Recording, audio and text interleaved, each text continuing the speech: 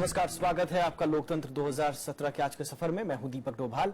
शुरुआत हेडलाइंस के साथ। उत्तर प्रदेश में चौथे दौर के मतदान के लिए प्रचार का शोर थमा। 23 फरवरी को 12 जिलों की 53 सीटों पर मतदान। घर घर जाकर वोट मांग रहे हैं प्रत्याशी।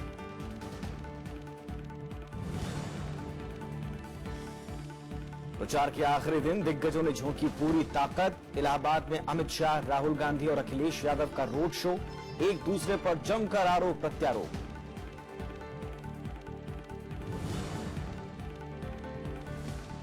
बाकी चरणों के लिए भी प्रचार तेज। मायावती ने बीजेपी पर आरक्षण खत्म करने की कोशिश का लगाया आरोप। गुलाम नबी आजाद को जीत का भरोसा।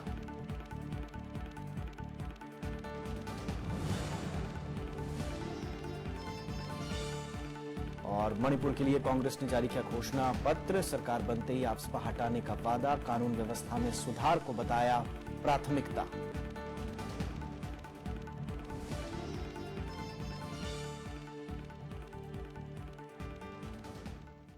और सबसे पहले बात उत्तर प्रदेश की।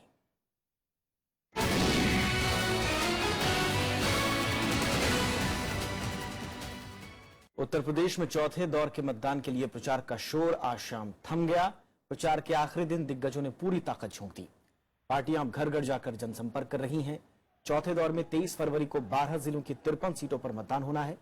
इनमें रायबरेली, प्रतापगढ़, कौशाम्बी, इलाहाबाद, फतेहपुर के अलावा जालौन, झांसी, ललितपुर, महोबा, बांदा, हमीरपुर और चित्रकूट जिलों की सीटें शामिल हैं। इस दौर में 199 निर्दलियों समेत कुल 680 उम्मीदवार चुनावी मैदान में हैं, जिसमें से 61 महिलाएं हैं। बीएसपी 53 सीटों पर, बीजेपी 48, समाजवादी पार्टी 33 और कांग्रेस 25 सीटों पर इस बार चुनाव लड़ रही है। 2012 में इन 53 सीटों पर हुए चुनाव में समाजवादी पार्टी को 24 सीटें मिली थी। इसके अलावा बीएसपी ने 15 जीती, कांग्रेस को 6 मिली।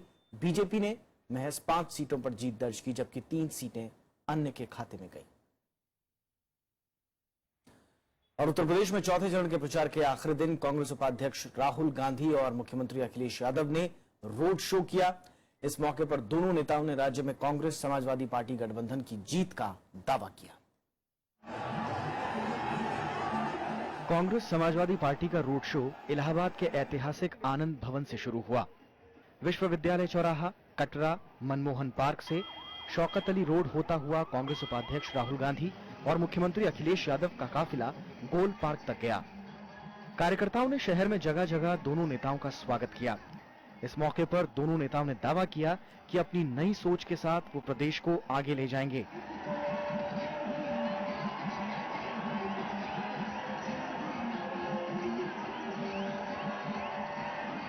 इससे पहले कांग्रेस उपाध्यक्ष राहुल गांधी ने रायबरेली में एक जनसभा को संबोधित किया। इस मौके पर उन्होंने कहा कि प्रधानमंत्री रायबरेली के साथ सौतेला व्यवहार कर रहे हैं। राहुल ने कहा कि इस चुनाव के बाद देश की राजनीतिक दिशा बदल जाएगी। यहाँ पे 40 फैक्ट्रियां काम करती और किसानों का फायदा होता। फैक्ट्रियों में हजारों लोगों को रोजगार मिलता। जो मोदी जी ने रायबरेली और अमेठी से फूड पार्क छीना, वो मुझे दिल में रहे, उससे मुझे चोट लगी। मैं इस बात को नहीं समझ सकता हूं कि हिंदुस्तान का प्रधानमंत्री रायबरेली और अमेठी की जनता के खिलाफ काम क्यों कर रहा है। कांग्रेस उपाध्यक्ष ने कहा कि समाजवादी पार्टी और कांग्रेस का गठबंधन होने से बीजेपी परेशान है। उन्होंने दावा किया कि अपनी हार की संभावना से परेशान प्रधानमंत्री समेत बीजेपी के तमाम नेता सांप्रदायिक बयानबाजी पर उतर आए हैं। Bureau report, Rajya Sabha TV. और इलाहाबाद में ही आज बीजेपी अध्यक्ष अमित शाह ने रोड शो किया। उनके काफिले में भारी तादाद में बीजेपी कार्यकर्ताओं का हुजूम उमड़ा। अमित शाह ने इसके अलावा कौशाम्बी में भी रैली की। सड़कों पर उमड़ा ये हुजूम बीजेपी कार्यकर्ताओं का है। झंडे, फूलमालाओं और नारों की गूंज के बीच पार्टी अध्यक्ष अमित शाह ने रोड शो किया। इलाहाबाद शहर की अल्लाहपुर पुलिस चौकी से सुलाकी चौराहे तक हुए इस रोड शो में भारी तादाद में बीजेपी कार्यकर्ता उमड़े। अमित शाह ने 2 विधानसभाओं को कवर करते हुए 5 किलोमीटर से ज्यादा की यात्रा की।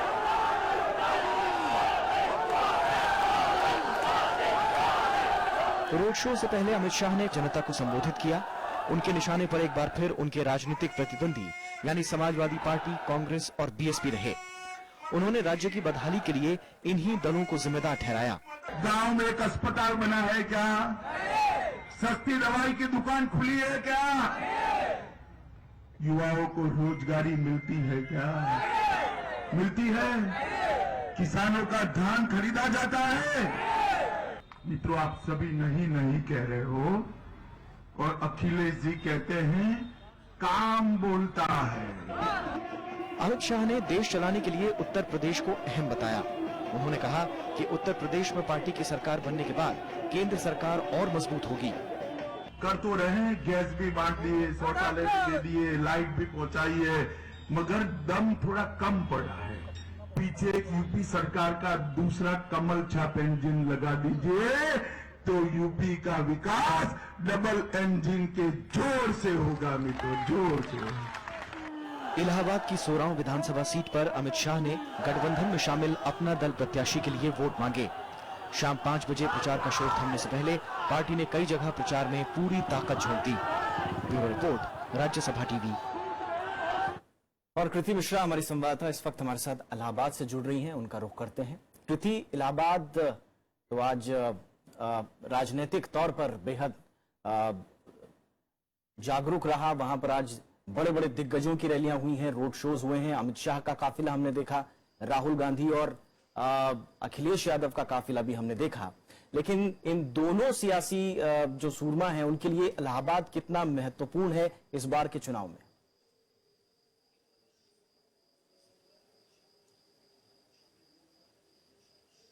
जी हाँ, देखिए दीपक, अगर मैं इलाहाबाद की बात करूं तो पूरे उत्तर प्रदेश में सबसे ज्यादा कंस्टिट्यूएंसीज अगर कहीं है तो वो इलाहाबाद में। ये शहर राजनीतिक चेतना के लिए जाना जाता है। आपको याद होगा कि इसी शहर ने देश को सबसे ज्यादा प्रधानमंत्री भी दिए हैं। अगर 2012 के चुनाव की बात करें तो यहाँ पर समाजवादी पार्टी ने 12 में से 8 सीटें जीती थी। तो जाहिर तौर पर बहुत मुख्य है ये समाजवादी पार्टी के लिए अपनी विनिंग स्ट्रीक को मेंटेन करने के लिए। लेकिन 2014 के चुनाव में लोकसभा सीट में बीजेपी ने ये सीट तो जीती ही, साथ ही जो चौथे चरण में जितने भी डिस्ट्रिक्ट्स हैं वहां पर विनिंग मार्जिन बीजेपी का बहुत ज्यादा था। इसीलिए इस तौर पर बीजेपी और समाजवादी और कांग्रेस गठबंधन के लिए तो बहुत इंपॉर्टेंट है ही, लेकिन साथ ही बहुजन समाज पार्टी के लिए भी काफी इंपॉर्टेंट है क्योंकि चौथे फेज में जो 53 कंस्टिट्यूएंसीज हैं उसमें से 12 बहुजन समाज पार्टी ने जीती थी। और खासकर इलाहाबाद एक ऐसा शहर है, एक ऐसा केंद्र है जहां हर पॉलिटिकल पार्टी चाहती है कि उसका वर्चस्व हो। तो चौथे चरण के आखिरी दिन डेफिनेटली सारी पॉलिटिकल पार्टीज ने जान झोंक दी कि किस तरह से वो वोटरों को लुभान कर अपने पक्ष में कर ले। जी दीपक, बिल्कुल। और सियासी दलों ने अपना काम किया, लेकिन अब जनता तय करेगी कि उसे किस पर भरोसा है। बहुत बहुत शुक्रिया कृति इस तमाम जानकारी के लिए। आगे बढ़ते हैं। 5वें दौर के लिए प्रचार इन दिनों जोरों पर है। बीएसपी प्रमुख मायावती भी इस दौर की 52 सीटों पर खास नजर बनाए हुए हैं। उन्होंने गोंडा में रैली करते हुए बीजेपी पर तीखे हमले किए। बीजेपी की नीयत पर सवाल उठाते हुए उन्होंने आशंका जताई कि वो आरक्षण को खत्म करने के एजेंडे पर काम कर रही है। मैं समझती हूँ कि नहीं। बीएसपी प्रमुख मायावती ने 3.25 साल के केंद्र सरकार के शासन को नाकाम करार दिया। मायावती ने कहा कि सरकार ने विफलता को ढकने के लिए नोटबंदी का फैसला किया ताकि लोगों का ध्यान भटकाया जा सके। उन्होंने कहा कि बीजेपी एक भी वादे को पूरा करने में नाकाम रही है। वजह से अब लोग उत्तर प्रदेश के ही नहीं बल्कि पूरे देश के लोग अब भारतीय जनता पार्टी को भारतीय जुमला पार्टी भी कहने लगे। उन्होंने प्रधानमंत्री नरेंद्र मोदी पर सीधा हमला किया। मायावती ने कहा कि किसी भी तरह वो उत्तर प्रदेश के लोगों को गुमराह करने में सफल नहीं होंगे। उन्होंने आशंका जताई कि बीजेपी आरएसएस के एजेंडे के तहत आरक्षण को खत्म करने की कोशिश में जुटी है। बाबा साहब डॉक्टर अंबेडकर के अथक प्रयासों से इन वर्गों को भारतीय संविधान में मिले आरक्षण वे अन्य और कानूनी अधिकारों को भी अपने आरएसएस के एजेंडे के मुताबिक ही चलकर उन्हें अंदर अंदर निष्प्रभावी बनाने में वे खत्म करने की भी पूरी कोशिश में ही लगी हुई है। मायावती ने दावा किया कि अगर बीएसपी सत्ता में आती है तो गरीब सर्वणों और अल्पसंख्यकों को भी आरक्षण देने के लिए केंद्र पर दबाव डालेगी।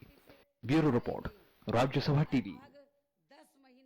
उत्तर प्रदेश में चौथे दौर के लिए तैयारियां जोर शोर से चल रही हैं। चुनाव आयोग का दावा है कि शांतिपूर्ण और निष्पक्ष चुनाव के लिए आयोग पूरी तरह से तैयार है।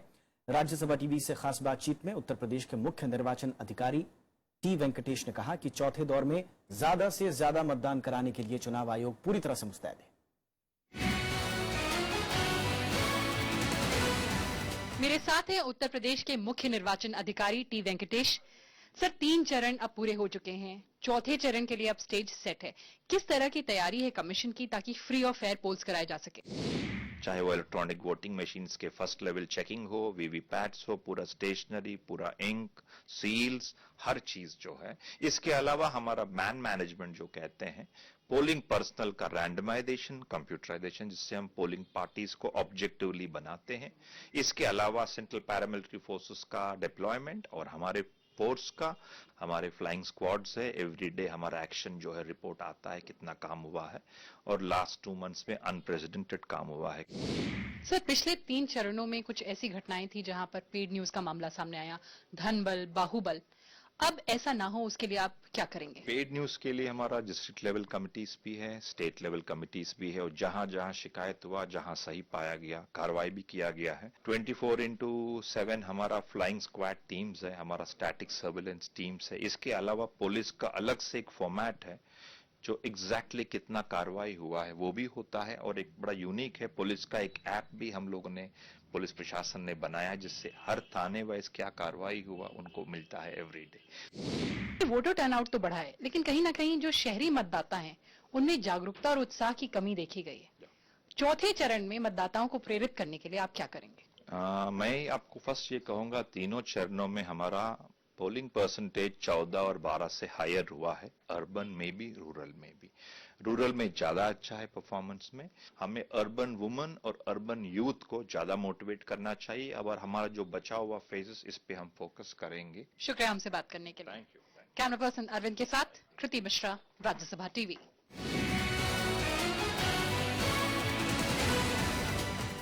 और हमारे सहयोगी पंचानन मिश्रा इस वक्त फतेहपुर से हमारे साथ जुड़ रहे हैं, उनका रुख करते हैं। पंचानन, मुख्य चुनाव अधिकारी तो दावा कर रहे हैं कि निष्पक्ष और शांतिपूर्ण मतदान के लिए तैयारियां पूरी हैं, लेकिन चुनाव आयोग के सामने इस चरण का जो मतदान है उसमें पोलिंग परसेंटेज बढ़ाने को लेकर, सुरक्षा को लेकर किस किस तरह की चुनौतियां हैं और धरातल पर क्या तैयारियां हुई हैं?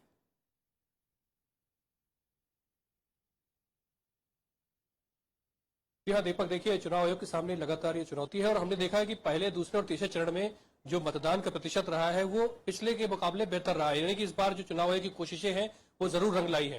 हालांकि इस बार जो चुनाव हो रहे हैं वो यहाँ पर 12 जिलों की 53 सीटों पर हो रहे हैं, जिसमें बुंदेलखंड की 19 सीटें भी शामिल हैं विधानसभा की। तो यहाँ पर चुनौती ये होती है कि बुंदेलखंड में जो माइग्रेशन जिस तरह से है, जो हमने बुंदेलखंड में जो रीजन में सर्वे किया, फतेहपुर है, फतेहपुर बुंदेलखंड में हालांकि नहीं आता, लेकिन उसके अलावा बांदा है या चित्रकूट है, वहां पर देखा गया कि जो माइग्रेशन है वो एक बड़ी समस्या है, और लोगों के नाम वोटर लिस्ट में तो है, लेकिन वो वोट डालने के लिए वहां उस गांव में, उस कस्बों में लोग मौजूद नहीं है। तो ये एक बड़ी चीज है कि जिस तरह से अवेयरनेस लगातार बढ़ाई जा रही है कि अपने वोट आकर डालें, और राजनीतिक दल भी उसका फायदा न उठा पाए, उसका बेजा फायदा। तो इसके लिए जो एक बड़ी चुनौती होगी कि किस तरह से लोग वोट आकर डालते हैं और माइग्रेशन बुंदेलखंड में कैसे निपटता है। लेकिन हाँ, ये बात जरूर है कि चुनाव आयोग की लगातार जो सक्रियता रही है उससे वोटिंग परसेंटेज जरूर बढ़ा है, और अब तक शांतिपूर्ण मतदान यहाँ लगभग तीसरे चरण में देखा गया है, तीनों चरणों में। बहुत बहुत शुक्रिया पंचानन इस तमाम जानकारी के लिए। आरजेडी प्रमुख लालू प्रसाद यादव ने कहा है कि बिहार चुनाव में हार से बीजेपी ने सबक नहीं सीखा। उन्होंने कहा कि बिहार चुनाव के दौरान आरएसएस प्रमुख मोहन भागवत ने आरक्षण हटाने की बात कही थी, और यूपी चुनाव से पहले मनमोहन वैद्य ने उसी बात को दोहराया है। लालू प्रसाद यादव ने आरोप लगाया कि आरएसएस आरक्षण विरोधी है और बीजेपी उसके एजेंडे को पूरा करने की फिराक में है। यूपी का जब चुनाव शुरू हुआ तो एमएम वैद्य है आरएसएस का प्रवक्ता, मतलब प्रवक्ता की वाणी नहीं थी तो पूरी आरएसएस की थी कि हम आरक्षण को रिव्यू करेंगे, रिजर्वेशन को। तो ये नस्ल भेद और जाति के आधार पर ये देश का बंटवारा चाहते हैं और गद्दी पर बैठना चाहते हैं। कांग्रेस महासचिव और उत्तर प्रदेश के प्रभारी गुलाम नबी आजाद ने जीत को लेकर आश्वासन जताया है। राज्यसभा टीवी से खास बातचीत में उन्होंने कहा कि कुछ सीटों पर समाजवादी पार्टी और कांग्रेस के उम्मीदवारों के आमने सामने रहने से चुनाव पर खास असर नहीं पड़ेगा। मेरे साथ हैं उत्तर प्रदेश के कांग्रेस के प्रभारी श्री गुलाम नबी आजाद।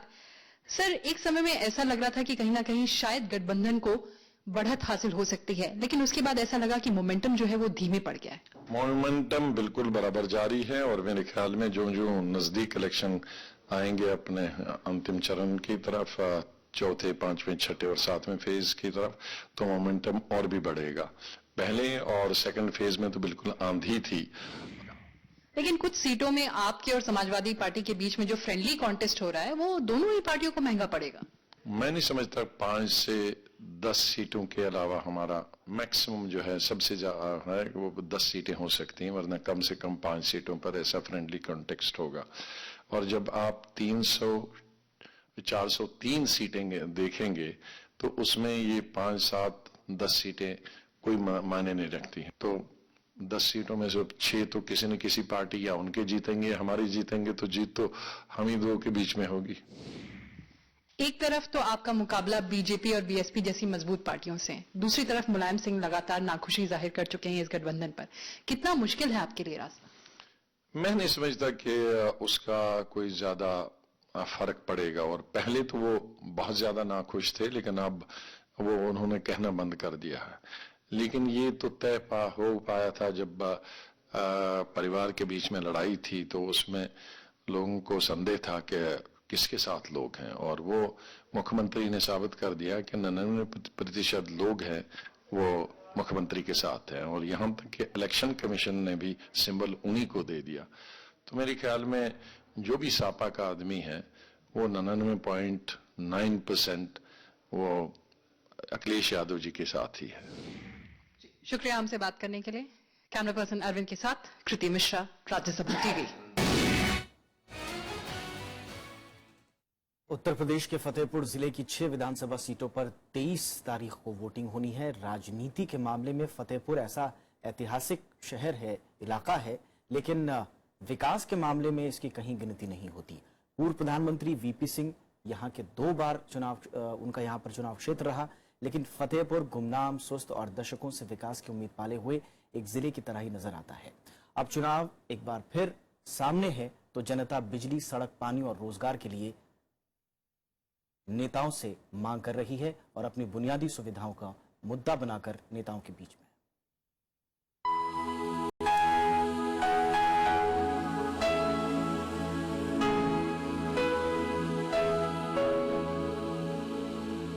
फतेहपुर के लोगों की आंखों में आज भी विकास का सपना है। शहर के दोनों तरफ गंगा और यमुना बहती है, लेकिन शहर के बीचों बीच सिर्फ नालियां, गंदी नालियां और कूड़े का ढेर फतेहपुर की आम तस्वीर है। 27 साल पहले विश्वनाथ प्रताप सिंह ने यहां सीवर लाइन का शिलान्यास किया था, लेकिन काम वहीं दबा रह गया। सीवर लाइन तब भी मुद्दा था और आज भी यहाँ के लोग सीवर लाइन की आस पाले हैं। सड़कें खराब है, सीवर लाइन खराब नहीं है भाई। यहाँ पर फतेहपुर में बहुत दिक्कत, पानी बरसात में गड्ढे बहुत पानी भर जाता है। सड़कों की स्थिति देख लीजिए आप कभी भी किसी भी सड़क पे चले जाइएगा आपको गड्ढे मिलेंगे। अभी तमाम शहर की सड़कें देख लीजिए, नई सड़कें बनी 6 महीने में। कुछ समझ में नहीं आता किस मानक पे काम होता है, कैसे कहाँ होता है, क्या पैसा आता है, कहाँ जाता है, कुछ नहीं समझ में आता है। सबसे पहली समस्या तो यहाँ पानी की निकासी की है। सीवर लाइन होना चाहिए, इंजीनियरिंग कॉलेज होना चाहिए। हमारे बच्चे न युवा कहाँ जाए पढ़ने, हर आदमी के पास इतना पैसा नहीं कि कहीं हॉस्टल में रख के पढ़ा सके। मामला सिर्फ सीवर लाइन का ही नहीं है। फतेहपुर के लोगों के पास दिक्कतों की लंबी फहरिस्त है, लेकिन प्रधानमंत्री नरेंद्र मोदी की रैली के बाद यहाँ धार्मिक ध्रुवीकरण भी साफ दिख रहा है। ये मेरा पूरा विश्वास है भाई। यहाँ पे बच्चों की शिक्षा की कोई व्यवस्था नहीं है कायदे की। सभी प्राइवेट डिग्री कॉलेज हैं जिनमें मनमानी तरीके की फीस वसूली जाती है और बच्चों का शोषण होता है। वहाँ पे अच्छे शिक्षक भी नहीं है और न कोई इंजीनियरिंग कॉलेज है, न कोई शिक्षा की अच्छी व्यवस्था नहीं है। यहाँ की किसी चीज की समस्या, सफाई की समस्या ले लीजिए, शिक्षा की समस्या तो बहुत बड़ी समस्या हर आदमी के लिए है। सफाई की समस्या है, बिजली तो चलिए अभी ठीक ठाक चल रही है अखिलेश सरकार में, बाकी अन्य व्यवस्थाएं सब चरमराई हुई है। सरकार की जो नीतियाँ हैं, जो तुष्टिजनक नीतियाँ हैं, उनका कहना है कि जो भी काम हो सबके लिए समान रूप से हो और जो यहाँ की सरकार है वो करती है कि किसी का तो स्वीकार करती है, किसी को बिल्कुल निगेटिव कर देती है। मैं चुनाव के बारे में तो सिर्फ अखिलेश को सोचता हूँ। कारण क्या है? इसलिए कि अखिलेश ने विकास दिया है, अब वादा करके भी गए हैं। भाई तो उनकी सरकार बनती है तो जितने वादा है वो पूरे करेंगे। फतेहपुर में 6 विधानसभा सीट हैं। इसमें समाजवादी पार्टी, बीजेपी और बीएसपी सबका 2-2 सीटों पर कब्जा है। इस बार सभी पार्टियों ने बढ़त बनाने के लिए पूरी ताकत झोंक रखी है। यूपी में विकास के मुद्दे पर चुनाव लड़ा जा रहा है, लेकिन विकास फतेहपुर से कोसों दूर नजर आता है। एक विडंबना ये भी है कि पूर्व प्रधानमंत्री विश्वनाथ प्रताप सिंह ने जिस सीवर लाइन को बिछाने का वायदा यहाँ किया था, वो आज तक उनके 2 बार सांसद रहने के बावजूद पूरा नहीं हुआ। विडंबना ये भी है कि यहाँ पर विकास के मुद्दे पर अब ध्रुवीकरण हावी नजर आ रहा है। फतेहपुर में कैमरा सुशील कुमार के साथ पंचानन मिश्रा, राज्यसभा टीवी। और अब बात मणिपुर की।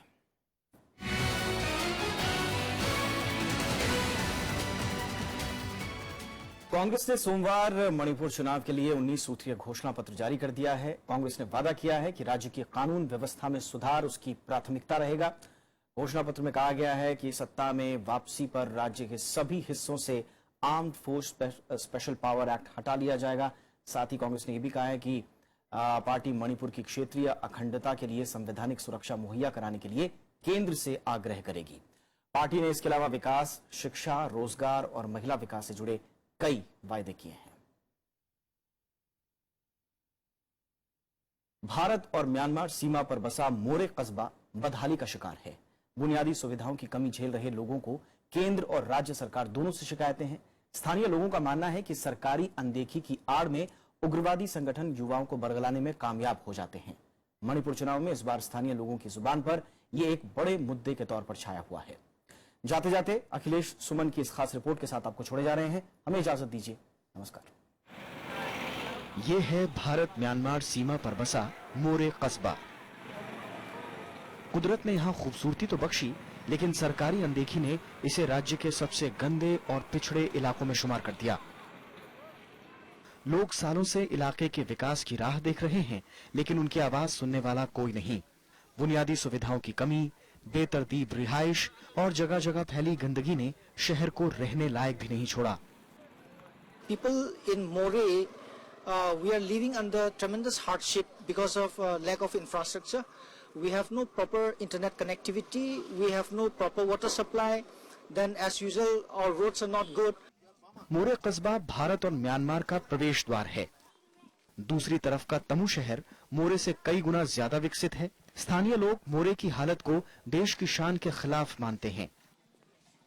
इलाके में मैती और कुकी समुदायों की मिलीजुली आबादी रहती है। चुनाव के माहौल में स्थानीय लोग कांग्रेस और बीजेपी समेत तमाम दलों के नेताओं से सख्त सवाल पूछ रहे हैं। We are in border town, and just a kilometer ahead is Tamu town of Burma, and there are proper roads, and the administration is very fine to look at in the surface. So we would like something to happen in this side of India, which we can be proud of. अभी पैसा की problem, दूसरा problem नहीं। पैसा का problem है। पैसा का क्या problem?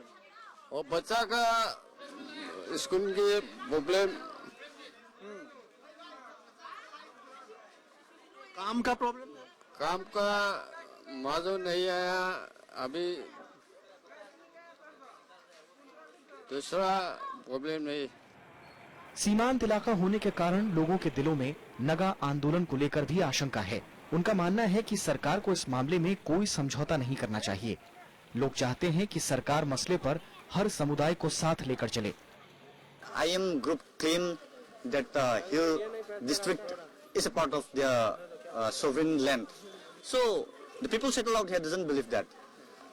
So they want every stakeholder should be put into confidence before signing any agreement with the government of India. That's what the people of Moreh wants. मोरे के स्थानीय लोग म्यांमार के तमु शहर पर कई वजहों से निर्भर हैं। तमु की साफ सफाई, बुनियादी विकास और प्रशासन मोरे निवासियों को काफी आकर्षित करता है। भारत के लिए इस इलाके पर ध्यान देना इसलिए भी अहम है क्योंकि ये न सिर्फ म्यांमार बल्कि पूरे आसियान के लिए दरवाजे खोलता है। भारत के महत्वाकांक्षी Bharat Myanmar Thailand highway project के लिए भी ये इलाका बेहद महत्वपूर्ण है। यही वजह है कि यहाँ का विकास मौजूदा चुनाव में लोगों के लिए बड़ा मुद्दा है।